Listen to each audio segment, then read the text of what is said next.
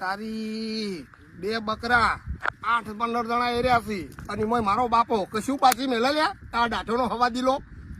એ બાપા હું જા આ સલાહ પતંગ આડ્યા છે તમે. અલે એ તો દેવના કોમમાં તું દખલ ના કરે પવડે વગર ને તું શું દેવના કોમ અમો ચામ હું જા નિવેદ કરીએ છીએ. નિવેદ કરીએ યાર તું નેકળ કવાય છે. એ મૂર્ખા પોખીની પ્રસાદી હા આ હો ચોકી પરસાદી અલ્યા કેર હુકી રોટલી પાડતા નહીં બકરા ચાટવા હેડી આવ્યા છો. અલે હું ભૂખી આવી લે ખમા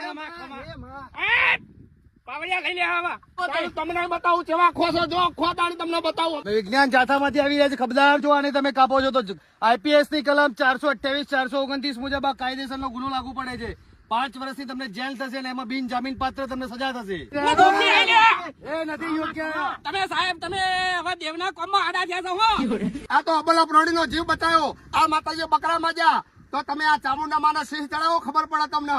અંબાજી માને વાઘ ચડાવો વાઘ તારો બાપો લેવા જાય કણ અને ખોડિયાલ માને મગર ચડાવો. તાળી મોનું આ તો ડાઢોના હવાજી લાશો પેલું અબલું પ્રાણી બચારું બોલો નહીં. પેલા કુકડા ચડાવવા છે ને તમારા બકરા ચડાવવા છે. આ ખતીને મેલી દેજો બાપાને હરખાઈ નહીં આવે તમને.